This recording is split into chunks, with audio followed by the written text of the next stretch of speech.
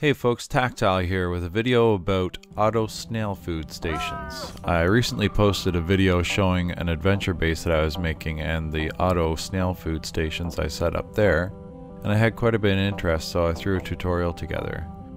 Here's the parts list that you'll need for this. You can pause that and grab all that stuff. Nothing too crazy there, no high-end alloys or anything. And the first thing we're going to do is make our spot for our seeds. Now you don't need to make a true flat bowl, you could just dig a regular bowl in the ground, just something round, something big enough for the proximity repeater. And I'm going to switch to adventure mode here though and use the leveling block and the narrow mod. And show you guys that you can make these cool looking bowls in your adventure game there too, like I did.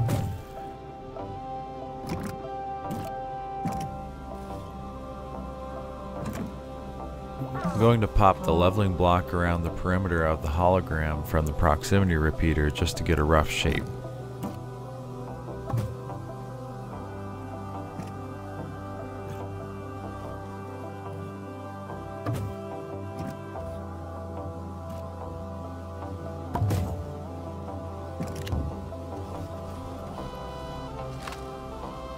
Now that I have my 4 sides measured out, I'm going to change each of these squares into a 4x2 rectangle, basically, and then just draw a diagonal line from each corner of a rectangle to the next one. And I'm just going to go around, extend each end here by 1, extend the other end by 1, and then draw my diagonal lines over until I have a circle that goes all the way around the proximity repeater.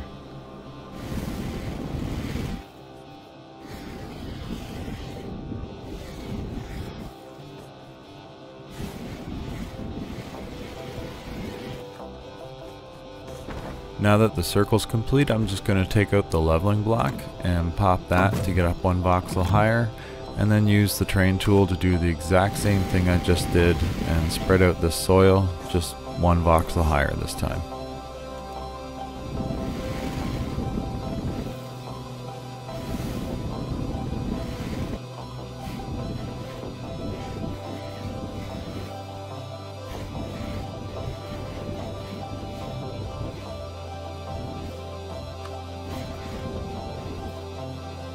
If you get your cursor too close to the edge of the soil, you're going to end up with some small wrinkles like these ones. So you can just fix these really quickly by keeping the narrow mod on and grabbing from where the angle is good and spreading that over.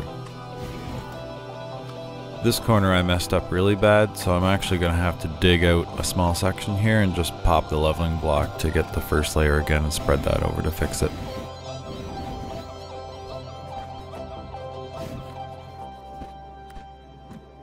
And I'm just going to pop the leveling block and go 1 voxel higher and do the same thing.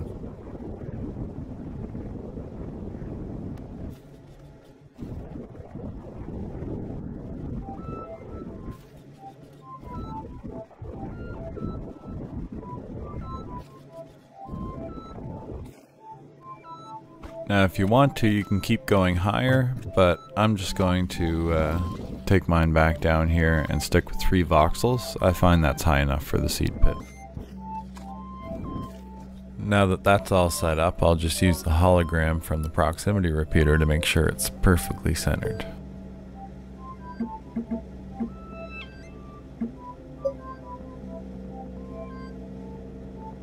I'll just set this back to creative so we can get a little sunshine on our project here.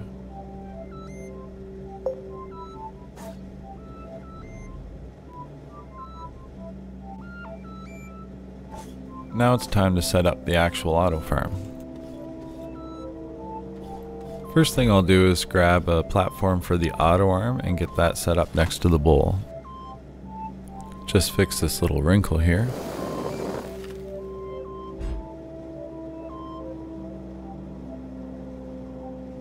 Now what I'm doing here is I'm rotating the platform until it sort of hitches up and gets caught and starts freaking out like it is there, and that means that it's lined up with the true flat.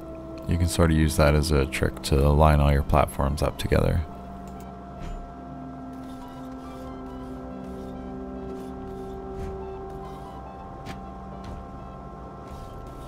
I'll hook the auto arm up to some power, and this could be your base power or just a single QTRTG sitting there, but this is all the power that this machine will need to run. I'm going to put a couple seeds into the bowl and then one to filter the auto arm as well to make sure it doesn't pick up the proximity repeater. And you don't need very many seeds to get started, but obviously the more you have, the quicker it will be at the very beginning. After that it will spread out, and I'll show you a quick little time lapse at the end just to show you what I mean.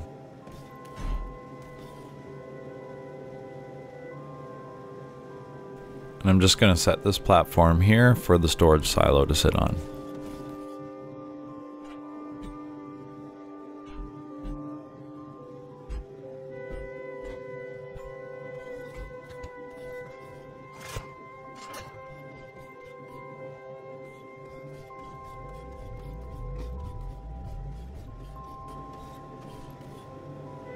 And now we're going to make the actual clock that will drive the proximity repeater.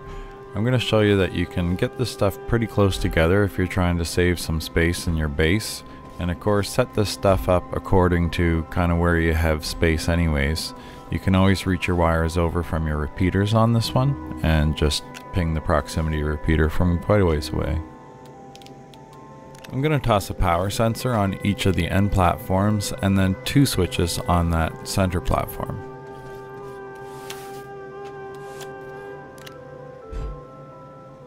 And on this last platform, I'll put 1 switch and the power cells. I'm just going to turn off this switch for now and then plug in the power. First we're going to take the power from the source and put it into the first switch, take that and put it into the next platform from that switch. Now we're going to take one of these switches and turn them off, take the platform power, put it into that switch, pull that through to the next platform, and I'll actually spread this out so you guys can see it a little bit better. There we go. And I'll take the power here, put it through this switch, and put it out to the last power sensor. I like to put everything on platforms just so I don't knock anything over. And there we go, everything goes through. I'm going to set both of the power sensors to gain only. Now we'll hook in our delay repeater, and this will control how often it reaches out and pings the proximity repeater. We're going to hook both of the power sensors into the delay repeater.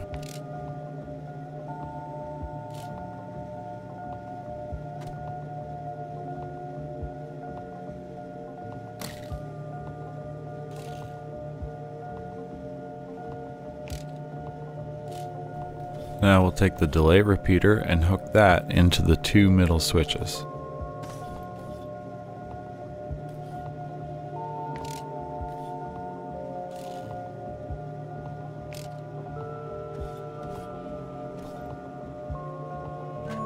And even though we're nice and close here, you might be farther away. So I'm just going to hook the delay repeater into a button repeater and use that to carry the signal out to the proximity repeater in the seed pit.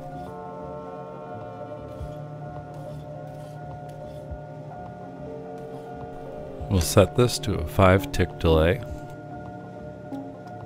This first switch is the main off and on switch for the system, so if you flick that, you'll see it'll start flipping back and forth there already.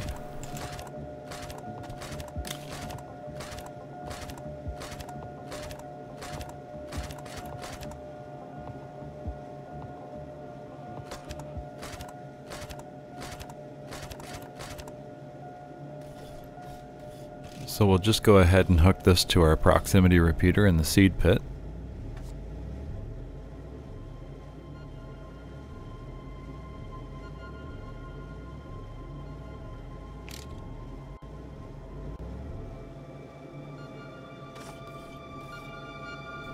Everything looks right here so far, so I'm going to go ahead and put my storage sensor on my medium silo. I like to hide my sensors, so the easiest way to knock these guys over is use your jetpack, fly up on top and knock it over. Then you can actually stick your sensors on the very bottom and they'll be hidden when you put it back on the platform. I'm going to set that to full, not full, and then bring that over to our main off and on switch.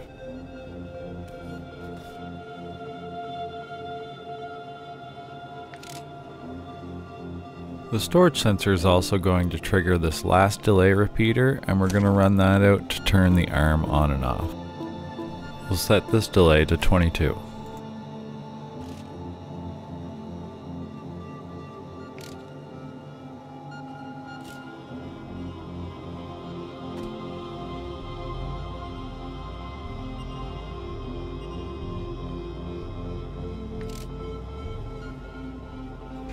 So now we'll just stick our silo back on its platform, and that is everything set up. We're ready to go.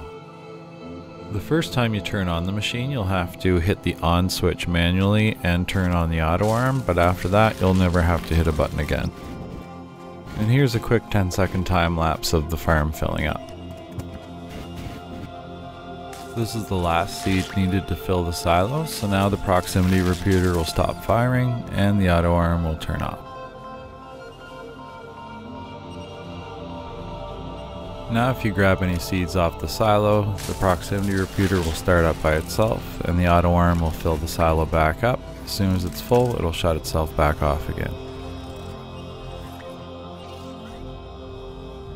So I hope you folks have fun with that and keep your snails' bellies full. I know I find it a lot more convenient to always have seeds ready to go, and I have a lot more fun with my snails that way. So that's it for this time. We'll see you in the next video.